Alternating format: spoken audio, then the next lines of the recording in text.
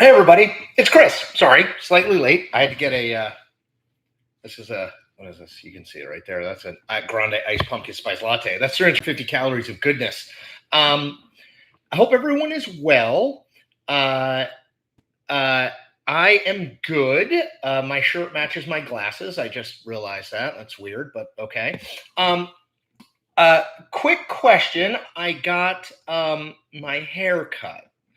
I'm debating whether to just shave it or to keep it like this length. What do you guys think?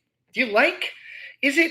I don't want to be that guy who's like got two hairs, but like I'm still pretty robust back here. So let me know what you think. And welcome to our Friday live stream, where we mostly talk about politics and a little bit about my hairline. You are watching on my YouTube channel, which we are at 120,000 subs, which is amazing. I'm thrilled about this.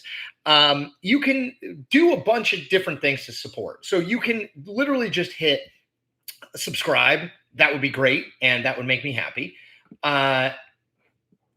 You also can, if you want to support me in other ways, you can, down at the bottom of the chat window there, you can hit the $ in the rectangle. That's a super chat. It donates to me directly. And if you do that, I will move your question up to the top, but never fear, I will try to answer as many questions as I can. The other thing that you can do, and we have some new members here, you can become a member of the Diamond Club, which is my paid tier. It's $6.99 a month on YouTube. What being a member of the Diamond Club gets you is lots more videos, and I'm working on more access to me. So if you are a member of the Diamond Club, you could watch my full interview. I posted it this morning, my full interview with Michigan Senate candidate Mallory McMorrow, who I think is super interesting. She is she's 39, voice within the Democratic Party that I think people should pay attention to. So you would get that. You also get all of the interviews I do with politicians, journalists, etc. They are all posted in full in the Diamond Club, and I'm working on some other cool things for the Diamond Club. I see that we have two new members of the Diamond Club, Wes Varner and Jim Maxfield. Welcome. Thank you. If people are members of the Diamond Club, please let people in the chat know why you think it matters.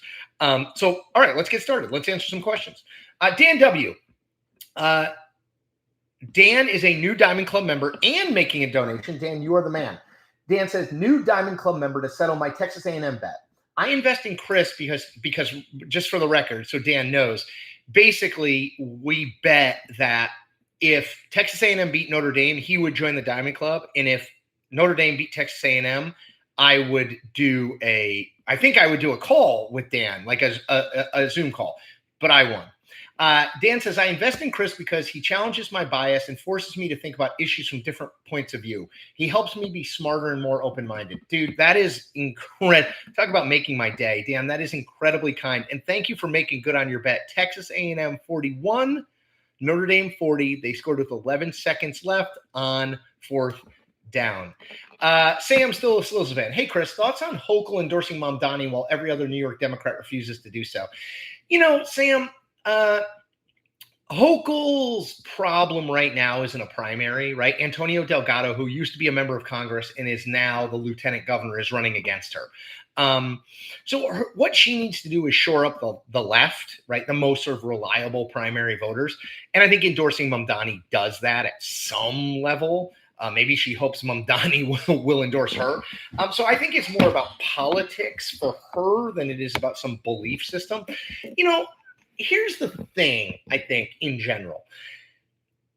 If Mamdani is elected mayor of New York, and I think he will be, if he's elected mayor of New York, Republicans from Donald Trump on down are going to hang him around the neck of Democrats, whether or not they've endorsed him. Democrats have endorsed him. Do you know what I mean? Like, it's not like you can say, like, well, I haven't endorsed him. They're going to say, well, he's a member of your party. He's a socialist, right? So it's kind of like, I feel like at least if you endorse him, you get the good within the Democratic Party of endorsing him, and you're going to get the bad anyway. Whereas if you don't endorse him, you don't get any of the good, and you get the bad, would be my thought. You Snooze, You News, who is a member of the Diamond Club. You Snooze says, who wins a presidential contest between Josh Shapiro and Tucker Carlson? So that would be a fascinating race because that would be kind of establishment versus outsider. Hard to say. Tucker has said so many loony things, but he hasn't said more loony things than Trump. Right now, I think I'd give Tucker a slight edge. Patrick Murray. Hey, Chris, I know how you feel about big media conglomerates, but what's your reaction to the Ellis family who bought CBS and Ellison family who bought CBS and Paramount, now trying to buy Warner Brothers and CNN? Not surprised. Look, there's going to be consolidation here. I mean, these companies, these like, MSNBC, I guess MS now, CNN, they're loss leaders for these gigantic media things. They don't really want them. Media is not like a great business to be in. It's a giant pain in the ass, right? You get a lot of negative headlines from it. It doesn't make you that much money. So there's going to be consolidation. I would say my guess is the CNN people are nervous about the possibility of the Ellisons buying CNN as well as CBS Paramount, because their initial moves, bringing in, we think, Bari Weiss and buying the Free Press, the ombudsman that they put in at CBS, these are people who are much more conservative than traditionally are hired at these kind of gigs. So my guess is CNN's probably worried that they're going to be turned into sort of like a pro-MAGA thing. I don't think that's the case, but I would guess that's the worry, though I don't know. I haven't talked to people there.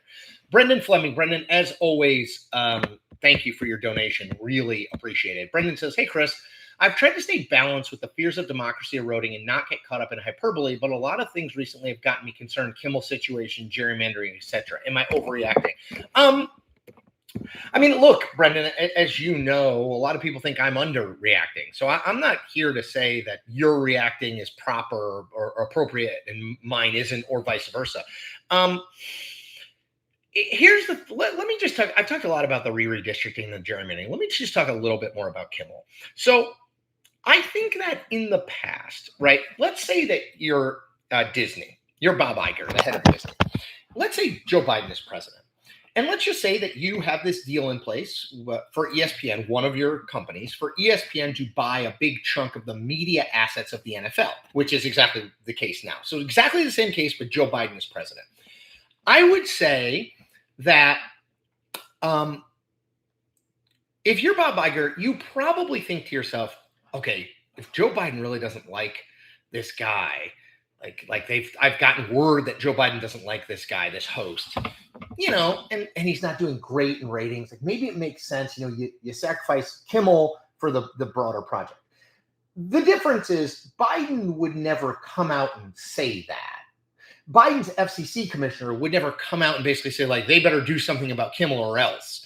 So I think it was like implied there, like big corporations including media corporations, have always been solving for money. Like Bob Iger, ESPN buying NFL assets and that being approved by the administration is much more important to Bob Iger's bottom line and Bob Iger's shareholders than whether or not Jimmy Kimmel hosts a late night show that gets about 1.7 million viewers, right? That's always been the case. It's just the implicit kind of, we don't want to piss the president off, is now explicit, because this president is like, don't piss me off or else. That's sort of my take on it. Does that mean we are getting closer to illiberal democracy? Probably a little bit, because the subtext is now text. But what I would say is it was subtext before. It didn't not exist before, Brendan. I hope that makes sense. And thank you for your donation. MTC. Where was the fact that Nextstar needs FCC approval? It seemed that you were using facts to justify the Kimmel suspension. Not trying to justify or not justify. I also will note, by the way, I am a Nextstar employee. Or a contributor, I guess, because News Nation, where I'm a contributor, the TV station, is owned by Nextstar. Now, I don't know any of the Nextstar people or anything, but yes. Nextstar Nextstar is trying to buy Tegna, which is another big local radio and TV ownership group. Nextstar is trying to buy them to become a huge owner of local radio and TV. And Nextstar had basically pulled Kimmel off the air on Wednesday, made the decision to pull Kimmel off the air on Wednesday, which would have meant that a lot of ABC affiliates, whether or not ABC suspended Kimmel, would not have been running it. Did they do that to make sure that their merger goes through? I can't imagine that was something they never thought of, right? That doing that in a public way would please Trump, and pleasing Trump would make it more likely the merger would go through. I mean, yeah, I don't think that was the only reason. And again, I'm not trying to justify or not justify anything. I know people, I know I'm not going to convince everyone of this. I get it, but I am not trying to take sides. I'm really trying to say, here's the information. Here's what I think about the information. Make your own decision. So that's what I'm trying to do. Human NC. Hi, Chris. How much should Dems talk about abortion and how much about prices? What should the ratio be and what should be the message? I think they should talk 90% about prices and 10% about abortion. Talk about abortion to the base because it matters. But talk about, I interviewed Mallory McMorrow, who's running for the Senate in Michigan. She uses the phrase affordability crisis. I think that's a really good thing for Democrats to focus on. Like everything is more expensive. Your groceries, house, car payments, childcare. I think that's where they need to spend their time in advertising money. I don't think you win an election on abortion. Let's see. Chris, University of Washington Huskies versus Washington State Cougars in the Apple Cup tomorrow. Your take after the breakup. Hit the thumbs up, please. Give me the Huskies of UW. We went, when we were in Seattle, we went to UW. Awesome school. Beautiful. So give me them. And Sherry also says, hit the thumbs up, please. Yes. If you have not already liked this, do me a favor and like it. It's easy and it helps with the algorithm. Same thing. If you haven't subscribed, it's free. Just hit the subscribe button. Okay. Brett Green. Hi, Chris. Why did Kamala Harris write that book? She's attacking everyone in it, in my opinion. So Brett is referring to 107 Days, this memoir that is coming out, I think, next week that Harris wrote about her 107 days as the Democratic nominee for president in 2024. Why did she write it? Very interesting. So, I mean, at least in part, probably to make money. I bet she got a big advance on it. She's been in politics basically her whole life. So she doesn't have, she's not like incredibly wealthy. To get some things off her chest, but what's interesting to me is she writing the book, or did she decide to write the book, or did she decide sort of what to put in the book, how candid to be? Did she decide on that because does that mean she's done with politics, that she's being really honest, or does it mean she's like rebranding as like an honest truth teller? I don't totally know, because she's ruled out running for governor in 2026 in California, but she's not ruled out running again for office, and she could run for president in 2028. So I don't totally know exactly what she's doing. The book, the excerpts I've seen have been way more candid than I thought. She said Joe Biden running again was reckless. She said the Biden people didn't respect her and they tried to sideline her. She said she wanted to pick Pete Buttigieg, but she thought picking a gay man wouldn't work because she was a black woman. So she went with Tim Walz. Kind of interesting. Usually these like memoirs are garbage. They're just boring, right? It's like, and that's when I decided serving the country was the best thing to do, right? There's not all that in there, which I think is interesting. I just don't know what it means. Brad David, if Donald Trump would have run in 2012, do you think he would have beaten Obama? I love these hypotheticals, and I will note, obviously, it's impossible to know. I think the answer to that is no, because I think a lot of Trump comes out of the 8 years of Obama, not just 4 years of Obama. I think the center right and the right in the country during Obama felt like they were not just marginalized, but shamed and guilted for the way they felt and what they believed about the world. And I think Trump is a reaction to that. If it had only been 4 years, I'm not sure that feeling would have kind of sunk in as deep. So I think and again, like, don't underestimate Obama as a political athlete. The guy's tremendously gifted. I'm not saying Trump is not a good political athlete. He is. But I think Obama would have won that. If Obama had run for a third term in 2016, maybe that's different. Obviously, it's against the Constitution. I'm just saying. Dr. Always First. Is there really a successor to Charlie Kirk as a young conservative commentator? I don't think there's a replacement. Ben Shapiro, Candace Owens, Benny Johnson, Nick Fuentes as talented, or his wife. Yeah, Charlie, I think, was a little bit sui generis in that regard, because he was sort of like a flamethrower rhetorically, but manner-wise and tone, not as much. Do you know what I mean? Like he some of the things he said, you're like, holy cow.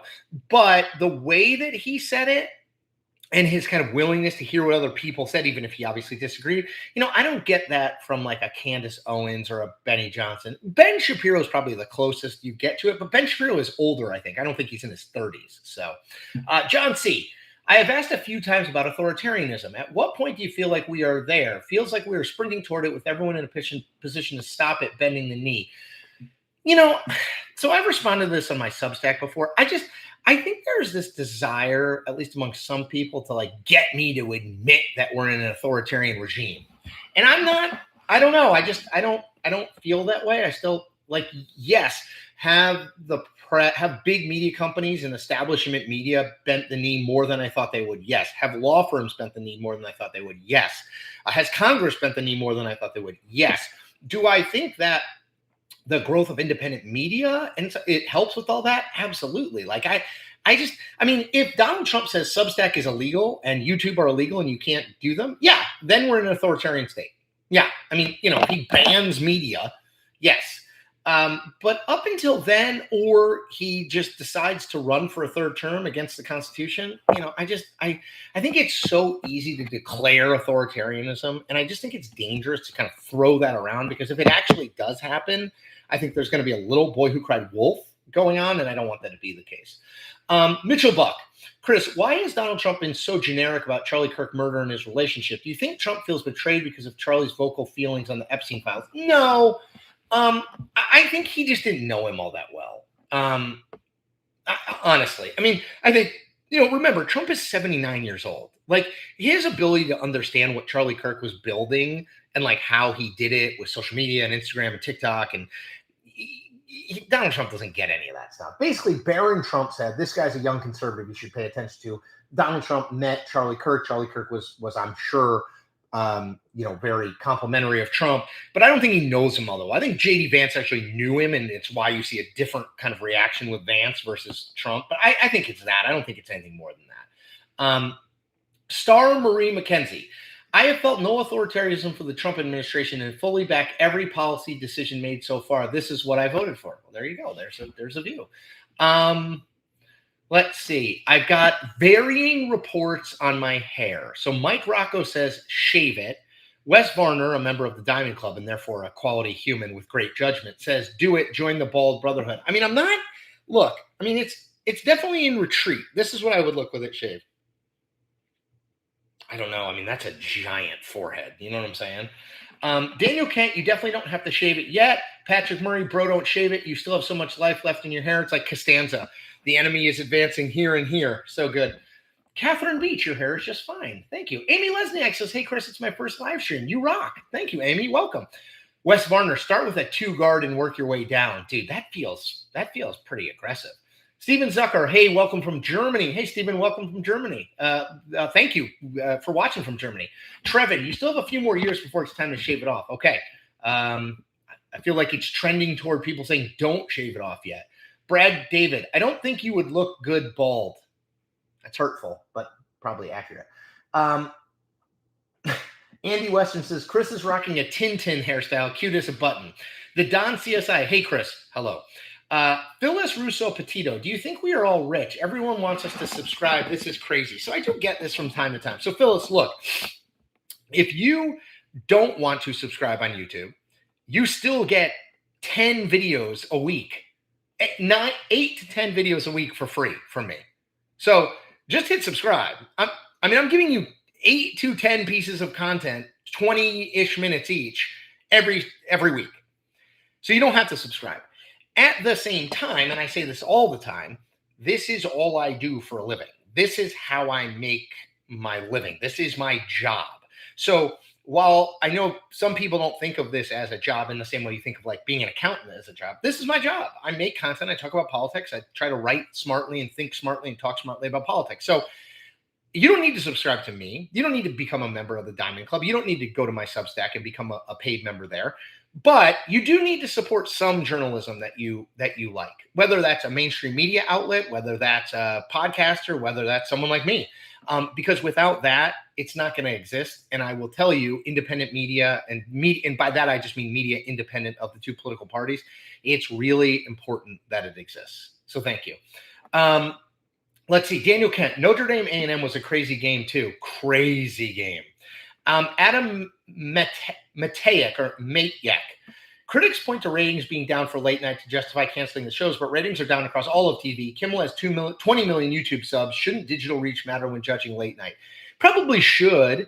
Kimmel's ratings were down, but so are ratings for everything on broadcast television and everything except Fox News and cable television, right? Like, we're in a different world. People consume content differently. I do think that should matter some. I mean, if I was Kimmel, I would just start making content on YouTube. Like, Jimmy Kimmel's going to be just fine, folks. I think that this is probably it's about ratings in part. I think it's also about, trying not to piss off the administration because you have bigger fish to fry if you're Bob Iger. I think it's a combo of those two things, but I do think it's both of those things. Andy Western. Andy says, and Andy, thank you for your donation. Hi, Chris. Can you talk a bit about the marvelous painting you have in the background? Also, hair is looking sharp as a tack. I will say, I think it looks better short at this point than it does if I let it grow at all, because then you're kind of doing the comb over vibe. The painting in the background, it's of the city of Washington. Obviously, it's an artist's rendering. I got it at a place probably 20. It's huge. I don't know if you can tell, but it's really big picture and really heavy. I got it at a place called Eastern Market, which is a sort of a tag sale / farmer's market on Capitol Hill, long time ago. I love it. I can't decide. We're supposed to hang it, but it's really heavy, and I'm worried it's going to come off the wall. It used to be on this wall, but I like it kind of there. I'm also thinking possibly of reorienting where I do videos, moving my desk into another corner so that the bookshelf is directly behind me. So stay tuned. Changes may be coming. MJ Jewel. MJ, thank you as always for your donation. Thoughts on the Jeff Duncan and Brad Raffensperger in Georgia's governor's race? If both become their party's respective nominees, what does it say about Georgia? The moderate independent in me loves both. Yeah. So Jeff Duncan, who was a former Republican elected official in Georgia, the lieutenant governor, is now running for governor in 2026 in Georgia as a Democrat. He was a very vocal critic of Donald Trump. Brad Raffensperger, who's the current Secretary of State in Georgia, who's a Republican, is running for the Republican nomination for governor. But you probably know Brad Raffensperger because he was the guy who told Donald Trump that his data was wrong when Trump called him on the phone after the 2020 election and told him to change the vote so that he won. I guess I'm more, if I had to pick one of those who was going to be the nominee, I think I'd pick Jeff Duncan. I don't think Brad Raffensperger is going to win that primary. He's in it against Burt Jones, who's the current lieutenant governor, who is endorsed by Trump, and Chris Carr, who's the sitting attorney general. Both of those people have more claim to the MAGA base, obviously, than Brad Raffensperger. So I think Raffensperger is probably not going to win, although I think it's interesting that he's running. And I will say he's independently wealthy, which makes it a little easier for him to raise money and that sort of thing. I could see Duncan winning. The Democratic field for governor is not great. Basically, the front runner is Keisha Lance Bottoms, the former mayor of Atlanta. So I could see Duncan winning. I have a hard time seeing Raffensperger winning. It would say something about the Republican base that I don't see any evidence that the Republican base is moving past MAGA. A reminder, folks, first of all, we're 20-ish minutes in. You can do a bunch of things. Hit the subscribe button if you're not already a subscriber. Easiest thing you could do. Second easiest thing, just like this video. We only have 53 likes. Hit the like on that. If you want to support me financially, you can do that in a bunch of different ways. You can go to the super chat at the bottom of your screen, the $ in the rectangle, and donate, as MJ Jewel did. And I will make sure your question bumps to the top of the queue and gets answered. You can also become a member of the Diamond Club, which is my YouTube paid tier. It's $6.99 a month. Much more content, and I hope going forward more access to me. You can also, if you want to make a recurring donation, people do this all the time. It's really wonderful. Buymeacoffee.com. If you search my name on there, it's not just for coffee. It's basically to say I support you, and I'm going to make a recurring donation every month. And if you want to go over to Substack, which is where I write mostly, my newsletter, you get it in your email inbox several times a day. You can be a free subscriber and get some of my content. If you want to get all of my content, be a paid subscriber, $6 a month or $60 a year. Let me say one last thing about that. Any donation you make goes directly to me doing this stuff, making videos, talking about politics, writing about politics. There's no middleman. It's just me. So if you are supporting me, it's because you are supporting this journalism and my ability to continue to do it. If you've already done that, thank you. But again, two easiest things you can do: hit the subscribe button, hit the thumbs up button. All right, let's keep going. Let's see. Greg Anderson, what do you think about Graham Plattner going up against Susan Collins? So Graham Plattner is the oyster fisherman in Maine who is in the race against Republican Senator Susan Collins. He already, I think, has been endorsed by Bernie Sanders. A lot of people on the left are really, really into him. It looks to me like the outgoing governor, Janet Mills, who's a Democrat, looks like she's going to run. I think she would be the establishment frontrunner and, would be the favorite to win that nomination. That said, I have seen much stranger things in my life than a two-term incumbent governor who's on the older end, she's 77, lose to kind of an upstart guy with a background that is not political, particularly in a moment like this where I think outsiders have real cachet. So I don't rule it out, but I think if Janet Mills runs, she's the likely nominee. But like, look, I said on this live stream a bunch of times, I thought Andrew Cuomo was the likely Democratic mayoral nominee in New York. But then along came Zohran Mamdani, right, and upended the apple cart. These things happen. That's why politics is interesting. Senior Paco says they can't fix that forehead. I would say, Senior, they can't fix that 5 head. Look at this. I mean, you can basically get your whole fist up there, 5 head. Brett Green, I think your mic is coming through your computer, not the one in front of you. Shoot. Okay. I thought you know what? That may be the case. Dang it. How do I fiddle with that? Do I fiddle with it? Is it worth fiddling with? Hold on. Looking. Seeing if I can do this. Change my mic settings. Manage? No, that's not gonna do it. Well, we're gonna have to live with it not coming through here. I probably didn't select it, and now, of course, I don't totally know how to fix it. Let me spend one more second trying to fix it. Pop out dashboard. What is that? I'm trying to find channel level settings. Overlay braid. That ain't it. All right, we're gonna give up. It's probably coming through my computer, which is over there, but I'm gonna still pretend that I'm talking through this microphone. Sorry. Senior Paco says grow more hair. That's a great idea. Does it surprise Daniel Kent? Does it surprise you at all how at odds the Dem establishment is with its base? And any thoughts on the divide where the party goes? Not really. I mean, I think the Democratic Party's in the wilderness, right? So I think that they are looking for answers, and a lot of different people have a lot of different answers. I don't know where it ends up, right? I don't think, to me, it's less of a moderate versus liberal thing than it is an outsider versus DC insider thing.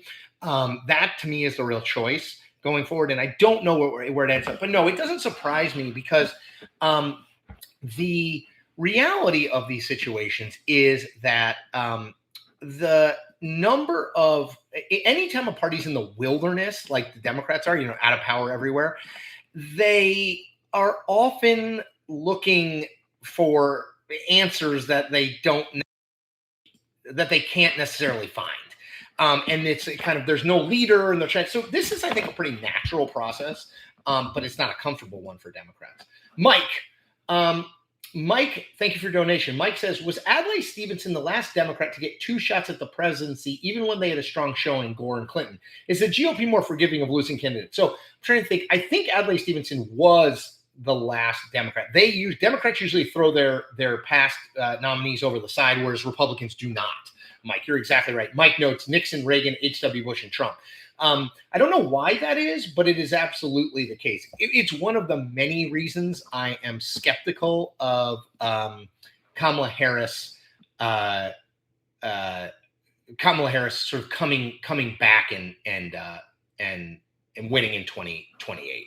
All right, let me get to the next one here.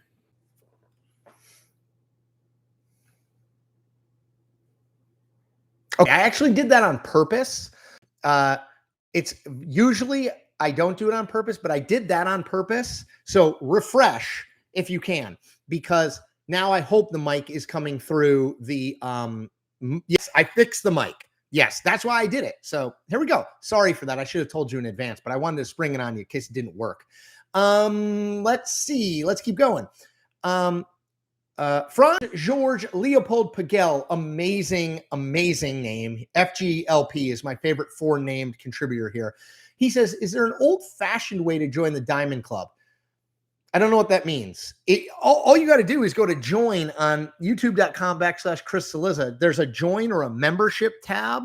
Just hit that and it'll tell you how to do it. And you can spend your old hard-earned money. I don't know if you can do cash, but that will do it. David Johnson, a judge in Florida just threw out Trump's lawsuit against the New York Times. Your thoughts? I mean, it's a totally frivolous lawsuit. I don't even understand what it's about. That they defamed him because they covered him. I mean, again, just to be clear here, to defame a public figure, okay, to defame a public figure, you have to show actual malice, which means that you knew that what you were writing was false and you did it anyway to try to drag him down. There's just no way that that's the case. And also, I've said this, but the New York Times is worth about $9.5 billion. Why is Trump suing them for $15 billion? My guess is that he's going to appeal, but this is frivolous. This is solely, as was the CBS lawsuit, as was the ABC lawsuit. But what's the lesson? As is the Wall Street Journal lawsuit. But what's the lesson he's learned from that? That these companies will settle because they're owned by massive corporate conglomerates, and those corporate conglomerates have a lot of interests that are not just in this one unique area, and they don't want the president of the United States pissed off at them. So that's why he's doing it. Let's see.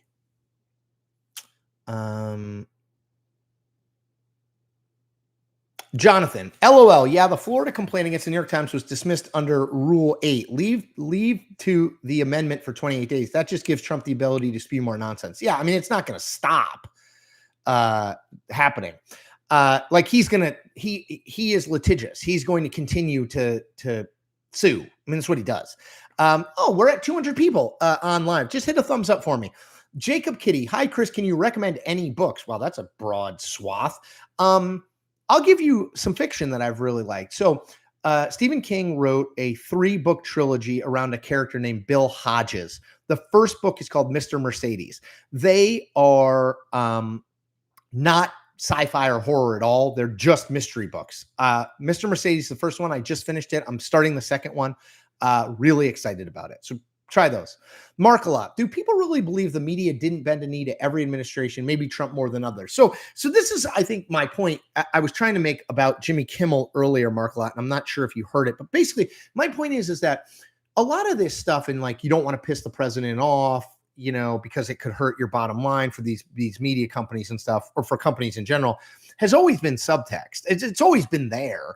The thing is Trump has just made it text. So if you do think it never existed before Trump, I think you're wrong.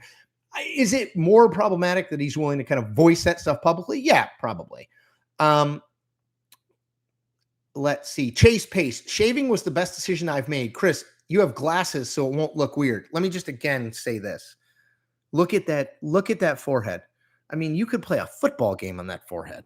Daniel Dolgisser. Hi, Chris. Grow your hair out. No, it looks terrible. Trust me. Oh, you snooze, you news. A neck tattoo would draw the eye downward. Maybe a little something here. That's a great idea. Ben Padavina says, nothing feels better than a shaved head, to be honest. Interesting. Jonathan says, subscribe. It's a great way to keep up with the news. That's what I'm trying to do. Thank you, Jonathan. Joaquin Varela. Hi, Chris. What bills would you predict actually get passed during this administration? It seems the only things that will get done in the future are through reconciliation or executive orders. Yeah, they're not going to do anything big. I know there's some talk about a crime bill. I'm skeptical. There's some talk about an immigration bill. I'm skeptical. Certainly not in 2026. I don't see them doing that. And then, you know, do they have the wherewithal to do it if Democrats take control of one of the chambers? I think that's very, very unlikely. Let's see. Alan Escobar. Jimmy Kimmel and Stephen Colbert should run for president, you know, because Arnold can't. Well, yes, they can because they were born in the United States, but I don't see that happening. Wimto, you're the most grounded, down-to-earth commentator on the Democratic Party. Man, I try to be the most grounded, down-to-earth commentator on the Democratic and the Republican Party. So, you know, I mean, thank you. Marcy B, I agree. Jimmy Kimmel will be fine. In my opinion, ABC needs him more than he needs ABC. I can see him, Colbert, etc., doing just fine independently. Stewart did till he came back to the Daily Show. Yeah, I mean, Jimmy Kimmel's already made a ton of money, and he'll make money going forward. I mean, he'll be fine. Let's see. Techno lawyer Raffensperger versus Duncan would be a wild general election in Georgia. Yes, it would. I don't think it's going to happen, but H, senior video on Kash Patel. Is he out by January? I don't know. I could see. Yes. I mean, I think it's either he or Pete. If the next cabinet official to go is either he or Pete Hegseth, unless there's a big scandal involving somebody else that we don't see right now. Based on what I know today, it's either Kash Patel or Pete Hegseth. So yeah, he could be. MJ Jewell with another donation. MJ says, if Keisha Lance Bottoms is the nominee in Georgia, Democrats are screwed. I think you'd rather have Jeff Duncan if you want to try to win the general election there. Lou 8. Hello, Chris. You mentioned that you are neither R or D. Does that mean you're more independent or apolitical? So, Lou, I've talked about this before, but I'll talk about it here because this is a good chance for me to do it. I was not into politics before I got into political journalism. Like in my 20s, I was never into politics. I got into political journalism and I got into politics, which means that I've always looked at this stuff through the lens of journalism as opposed to the lens of kind of activism. So I would say I'm kind of apolitical. If I'm more apolitical than I am a political independent. I mean, I do believe some things, but it's not consistent with either party. And again, I spent so much time thinking of this as in like, how should I cover this? How should I write about it? Much less than do I agree with it or do I not agree with it? That's just been my background. I know that's weird for some people, but that's my background. Jonathan, Chris, what are the latest polls from Virginia portend nationally? I would say, look, in Virginia, Abigail Spanberger, who's running for governor, is ahead by somewhere between about 8 and 12 points over Winsome Earl Sears, the Republican. I think Spanberger is going to win. I think, by 7 or 8 points at least. I would say if she wins by double digits in Virginia, that would be huge. Even if she wins by 8, 9, that would be pretty big. If she wins by 1 or 2, or Sears wins, that's telling on the other end. If she wins by between like 4 and 6, I think what we would learn from it is kind of what we already know. We expect this to be a good year. 2026 at 2025 leading into 2026 to be a good year for Democrats, and Spanberger winning by 4 to 7 would, I think, affirm that. If she wins by more than that, I think you'll think, oh gosh, Republicans have major problems. If she wins by less than that or loses, I think you think, well, we have overestimated Democrats. So we'll see. Tony Gatliff. Hey, Tony, thank you for the donation. Tony says, Chris, do you think ABC used this whole FCC thing as an excuse to get rid of Kimmel because of the financial side of things not being good? I don't think, so Tony, I don't think it was the only reason, but I also don't think that ABC and Disney never had a conversation before about whether Kimmel's salary and the attention he drew for the network were maybe not as good a thing anymore. You know what I mean? Like, I don't think all of a sudden they were like, okay, we have to suspend Kimmel now. Do you know what I mean? I think it was on there. They were at least thinking of, okay, that's a big salary. What are we getting from it? Is there any chance we're going to make more money? Probably not. He kind of causes us trouble because he attacks Trump. So, I don't think it was the only reason, but I also don't think it was not part of the equation. Let's see. Aldo Marino. Sorry, it just skipped on me. Aldo Marino. Question: any thoughts on blue states holding back funds to take of their people as a way to prevent overreaching? I assume you mean from the executive. I don't know. I don't totally know how they would do that. Usually, money flows. I mean, yes, money does flow state to federal, but mostly in taxes. Doesn't usually flow federal to state. Doesn't usually flow the other way. So I don't know how they would do that. That would be interesting. Okay, people are saying the mic is better, so that's good. BK739. It seems evident after his answer on Stephen A. Smith's podcast, Governor Shapiro seems to be leaning into a presidential run in 2028 more these days. I have not seen it, but that interview. But yes, he's going to run for president. I'd be stunned if he didn't. Marilyn Lair, who's a member of the Diamond Club. I'm slightly disappointed with your neutral reaction to Kimmel. You have been very outspoken since I've been a member about free speech in the media. Well, yeah, you look, Marilyn, this is how I view it. You have the right in this country to say what you believe. We have free speech. I always say free speech isn't just to protect people who say things you agree with. It's actually to protect people who say things you disagree with. But ABC is a private company. Disney's a private company. You don't have the right to both say whatever you want, which you do have the right to do, and have that private company say, okay, you can do whatever you can do and say whatever you want, right? Like if I worked for the Washington Post, I have free speech to say the Washington Post is the worst and their leadership is terrible and I hate them all and they lied to me or whatever. None of this is true. I'm making this up. But they have the right to say, okay, you have the right to say those things, but we have the right to say you don't work here anymore. So it's like Jimmy Kimmel should have the right to say whatever he wants, including things that are actually offensive, which I did not think what he said was. But a private company gets to make decisions on what they think is best for them, right? I mean, you can say what you want, but you also have to understand that saying what you want has consequences, right? Yeah. MJ Jewell, thank you for the donation, says, can the New York Times countersue for defamation? I don't think they would do that. I don't know if they could. Maybe a lawyer on this check can tell us. Jack Don't Do It says, the Florida judge just said the complaint was unnecessarily long and had to be refiled. So again, this is not the end of the lawsuit against Donald Trump. Donald Trump's lawsuit against the New York Times, right? This is far from the end. David Johnson, who is a member of the Diamond Club, which shows he has grace and tact, says, the sound is great. You are a genius, Chris. Boom. Thank you. Mark Lott says, the good sound makes your hair look better. Thank you. Rayvon 4669, the Congress people were so rude and condescending to the DC government officials yesterday. Yeah, that's what Congress people do. Let's see. Ben Pearson, do the Democrats throw their old nominees away because of the adage they fall in love with the eventual nominee? I think Democrats like fresh faces more than Republicans do. Look, Republicans are small c conservatives in theory, right? So they like kind of the status quo. They like what they know. They don't like change. All of that, I think, makes sense when you think about why they're more likely to support people who have lost in the past. Democrats are like fresh faces, new, change is good. I think that all makes sense. Denver Redhead, Colbert should invite Kimmel to guest host. Sure, but again, like, you're 2.3 million people watch Colbert. It's not no one, but there are 350 million people in this country. 1.7 million people watch Kimmel, but there are 350 million people in this country. Like, don't assume that just because everyone you know is outraged by the Kimmel and Colbert thing, that most people are outraged. Some people cheer it. Some people are outraged. The vast majority of people don't even pay any attention to it. I mean, don't underestimate that. Paul Sow, do you think Pete Buttigieg VP would have helped Harris in 2024? Did the latest book revelations help or hurt his 28 chances?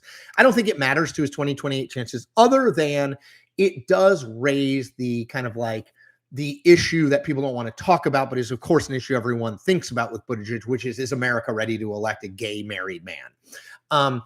Would Buttigieg have helped Harris win? No. I also don't think he would have hurt her in any meaningful way. Like, I'm not sure the race is fundamentally all that different. I've said this.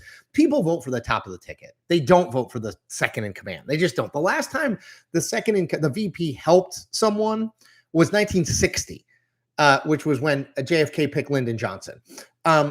The last time you could argue it hurt someone, I guess, would be McCain picking Palin in 2008. But then I always say to people, do you think that if McCain had picked whoever you think the greatest VP pick ever could be, that he would have beaten Obama in 2008? I do not think that, right? So I just think we overrate that stuff.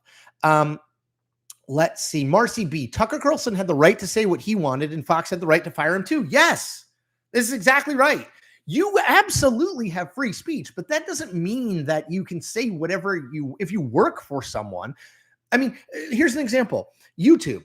I don't work for YouTube, but if I engaged in, something that looks a lot like what a lot of people would say is hate speech, they would probably have the right to remove my content. I can say whatever I want, but I have to deal with the consequences of the platform. I mean, this is the same thing. Like, you could go, let's say you go into a predominantly black neighborhood with a megaphone and I scream a bunch of racial epithets. I mean, I'm free to do that, but also somebody might take umbrage at that and I'd have to deal with that. Like, the idea that Jimmy Kimmel should be allowed to say anything he wants ever without any repercussions from a company that is basically solving for money and ratings, I just don't. Let's see. Several people, including David Johnson and Richard Griffin, are asking this. So I said this at the top, which you must have missed. That right there is a grande pumpkin spice latte on ice. Now that's 350 calories. So you sip it. Okay, you don't chug it. You sip it. I'm nursing this thing over hours. That's my latest drink. It's really hot in DC these last 2 days. So like I'm going iced, because if I had a hot drink right now, I'd be pouring with sweat. MinFam, is a two-party system still redeemable? With the recent redistricting battle and the constant push to one-up each other, I feel like there's no chance to pass any meaningful legislation anytime soon. I agree with you in the moment. I think we are incentivizing extremes and polarization rather than the middle and working together. I would say, don't ever say never. Things change. They really do. And In this moment, things change faster than they ever have before. So I agree with you right now, but not forever. Tony Gatliff. Tony, thank you for another donation. Tony says, Chris, after watching congressional hearings this week, I'm convinced Rosario Dawson broke up with Cory Booker because of bad acting. He is a little bit theatrical. Yeah.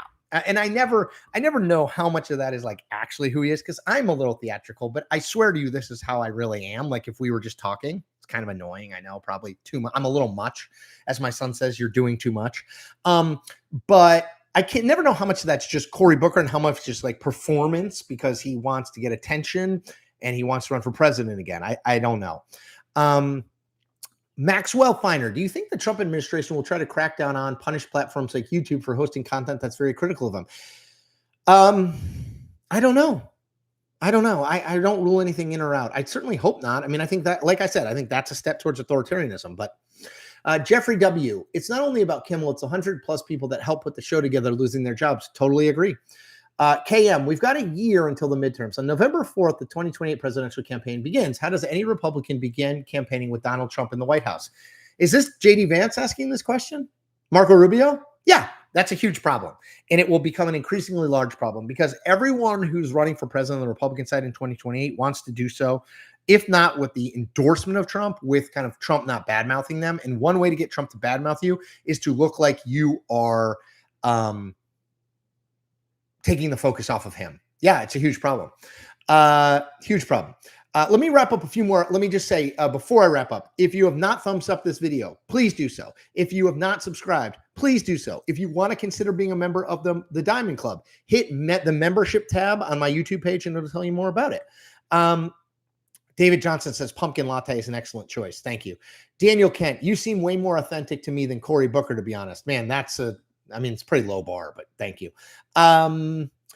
Aaron Stone, will Myers Fallon be next after what happened to Kimmel? Do you see Trump going after The View? Yeah, I could see that. I mean, he's long been fixated on The View. I don't totally know what they go after. Again, because for the FCC to fine or like try to suspend these people, you have to show actual malice. You have to show that the people on The View are saying things that they know are proven facts that they know are false. Or excuse me, are proven falsehoods that they know are false that they are saying anyway. I just think that's a pretty high bar. Let's see. Roberta Curie. Hey, Chris, love the chat. You're really fair. Why do you think CNN and MSNBC didn't show the Erica Kirk memorial speech? That's why the temperature is up. I would have, if I was running those things, I would have. I mean, to me, the thing that people watch cable TV for anymore is like live events. So forgetting the politics of it, I'd put more live events, things happening right then, as opposed to just more talking, more like chatter. Just put the live event on. Like people watch that. It's why ESPN has paid $1 zillion for all their all the live games they get, because live content is one of the only things that still drives viewership. Lizzie Jafaridze, I hope I said that right. What do you think about the Mego-Berry Act proposed by Joe Wilson? Do you think it will help overthrow dictatorship placed in Georgia? I do not know what that means. Sorry. Mike Rocco, Radiohead or Oasis? Love them both. Prefer Oasis. Excuse me, I prefer Radiohead. Sorry, I was thinking of Liam Gallagher. But I prefer Radiohead. Star Marie McKenzie says J.D. Vance is going to win in 2028. I would say he is the favorite to win in 28. Nirvana or Green Day? Patrick Murray. Nirvana. I like them both, though. Barry Riley says Dan Quayle is proof that the vice presidential nominee doesn't count for much. No, people vote for the top of the ticket. Always have. And I think probably always will. All right. I think I'm going to stop there. I've done about 15 minutes. Thank you as always for joining me. Thank you for your thoughts on my hair. I think it's about 70, keep it 30, shave it right now. We'll see if that changes.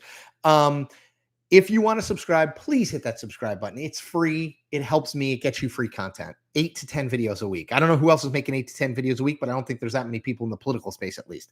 You can also donate via Super Chat down at the bottom of that screen. You can also go to buymeacoffee.com and make a reoccurring donation. Just search for my name. You can also become a member of the Diamond Club. Get more content for your money.